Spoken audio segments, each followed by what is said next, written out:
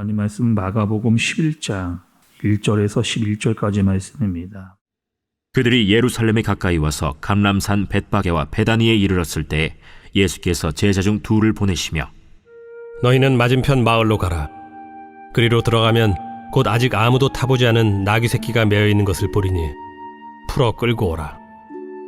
만일 누가 너희에게 왜 이렇게 하느냐 묻거든 주가 쓰시겠다 하라. 그리하면 즉시 이리로 보내리라. 제자들이 가서 본즉 나귀 새끼가 문 앞거리에 매어 있는지라 그것을 푸니 거기 서 있는 사람 중 어떤 이들이 이르되 나귀 새끼를 풀어 무엇하려느냐?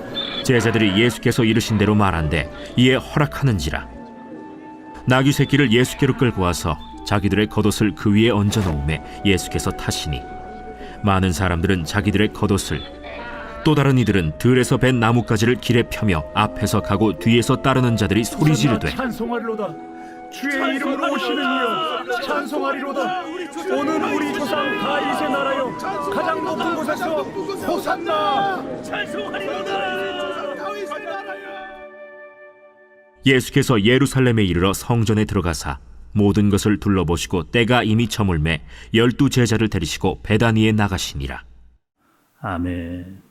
여러분, 오늘 말씀을 보면 예수님께서 예루살렘으로 들어가시는 그런 광경입니다. 예수님이 드디어 이스라엘의 수도였던 예루살렘으로 들어가시면서 자신을 온 천하에 드러내시는 그런 모습이기도 합니다. 사람들은 어떤 모습이냐? 다 열광하고 있습니다. 예수님께서 오시는 것을 환영하고 호산나 호산나 주의 이름으로 오시는 이여라고 크게 소리를 지르고 있죠. 또 예수님께서는요 여러 차례 예루살렘에 올라가긴 하셨는데 이번이 마지막 예루살렘의 입성입니다. 이 땅에 계실 때 다시는 이제 예루살렘으로 들어오시지 못하는 거죠. 우리가 여러분 예수님의 공생애 3년의 공생애를 쭉 지켜봐 왔습니다. 그리고 이제 그 공생의 시간도 얼마 남지 않은 것을 알 수가 있어요. 오늘 마가복음 11장부터 16장까지는 예수님의 마지막 일주일을 기록한 그런 말씀이라고 할 수가 있습니다. 지금 여러분 분위기는 어떤 분위기냐? 마치 우리가 TV에서 보는 어떤 연예인들의 콘서트장 같은 아마 그런 분위기였을 거예요. 전부 다 예수님의 이름을 부르면서 열광하고 있습니다. 종려감지를 흔들어요. 마치 사람들이 콘서트장에서 연예인들의 이름을 쓰고 막 들고 소리를 지르는 그런 모습이었을 겁니다. 환호 소리에 귀가 시끄럽고 다 같이 막 분위기가 막 한껏 달아오르는 그런 상황이었죠. 그리고 이 사람들의 목적이 하나 있습니다. 예수님, 지금까지 우리에게 보였던 그 능력, 그 기적 계속해서 우리를 위해서 보여주십시오. 그리고 우리의 진짜 왕이 되어달라. 그리고 우리를 괴롭히고 있는 저 로마 한 번에 그냥 물리쳐 주십시오. 라고 하는 그런 염원이 담긴 환호 소리, 열광 소리였습니다. 근데 여러분 오늘 말씀을 보시면 사람들의 그런 어떠한 열망과는 다른 예수님께서 너무나 대조적인 모습으로 들어가시는 것을 볼 수가 있어요. 행색이 너무나 초라합니다. 어떤 모습으로 들어가시느냐? 나귀를 타고 들어가세요. 근데 나귀도 제대로 된 나귀가 아닙니다. 어떤 나귀냐? 나귀 새끼를 타고 가는 것을 볼 수가 있죠. 당시에 이 나귀라고 하는 것은 사람들이 들지 않았던 무거운 짐을 들게 하는 그런 짐승이었습니다. 또 이 나귀라고 하는 것은요, 사람이 타기에 부적절한 짐승이었어요. 거기다가 이 나귀 새끼는 지금까지 한 번도 사람을 태워보지 않은 그런 나귀 새끼입니다. 그러니까 이 나귀 새끼가 사람을 태우기는 태우는데 안절부절한 거죠. 무거워 보이는 거죠. 위태위태해 보이는 그런 모습. 또 당시에 여러분 왕이나 귀족들은요 이런 나귀 새끼 타지 않았습니다. 왜요? 너무 볼품 없었거든요. 너무 없어 보이는 그런 짐승입니다. 그때 여러분 왕이나 귀족들은요 적어도 이런 말 타는 거죠. 흰말이나 검은 말 아주 건장해 있는 그런 말을 타고 다녔습니다. 왜? 이것이 그 사람들을 나타내는 위엄이었기 때문에 그렇죠. 예수님은 왜 나귀 새끼를 타셨을까요, 여러분? 왜 나귀 새끼를 타셨을까? 근데 예수님께서 나귀 새끼를 타신 것조차도 사실 말씀에 기록이 되어져 있습니다. 구약에 보면 스가랴서의 9장 9절에 이렇게 기록이 되어져 있어요. 여러분 한번 잘 들어보시기를 바랍니다. 구약 말씀이에요. 시온에 따라 크게 기뻐할지어다. 예루살렘에 따라 즐거이 부를지어다. 보라, 내 왕이 내게 임하시나니 그는 공의로우시며 구원을 베푸시며 겸손하여서 나귀를 타시나니 나귀의 작은 것 곧 나귀 새끼니라 이렇게 얘기합니다. 그러니까 예수님께서는 끝까지 어떻게 하느냐, 끝까지 하나님의 말씀을 따라 순종하시는 그런 예수님의 모습을 보여주는 거죠. 우리가 여러분 마가복음을 보면서 계속해서 마가복음이 우리에게 강조한 게 있습니다. 여러분 그것이 뭐예요? 메시아가 어떻게 왔다는 거예요. 메시아가 지금 높은 자리, 사람들이 원하는 어떤 왕의 모습 그렇게 오지 않았습니다. 철저히 낮아지는 모습으로, 철저히 낮아지는 섬김과 순종의 모습으로 오시는 그 예수님, 그리고 자기를 대속물로 내어주시는 그 예수님의 모습을 계속해서 마가복음이 우리에게 보여주고 있는 겁니다. 이것이 바로 메시아의 진짜 정체성, 이것이 진짜 메시아다라고 하는 것을 말씀이 우리에게 보여주는, 그리고 마지막까지 예루살렘 입성조차도 예수님 마음대로 하지 않고 철저하게 하나님의 말씀을 따라 순종하는 모습을 보여주고 계신 거죠. 저는 요 예루살렘의 입성의 말씀을 볼 때마다 이런 생각이 듭니다. 예수님, 이제 마지막이잖아요. 예수님 진짜 이제는 정말 이제 예루살렘으로 들어갈 기회가 없으시잖아요.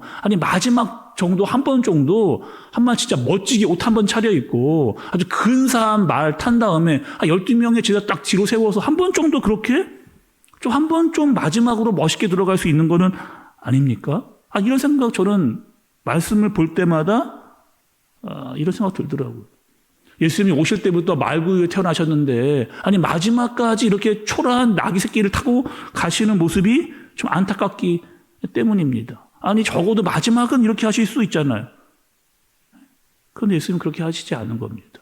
그리고 끝까지 예수님이 가야 할 목적은 단 하나였어요. 십자가입니다. 사람들은 다른 것에는 관심이 없어요. 알지도 못합니다. 지금 예수님의 이 마음과 뜻을 제대로 알지를 못해요. 다 내가 원하는 것만을 들어달라고 하는 예수님을 향한 환호성만 지르고 있는 겁니다.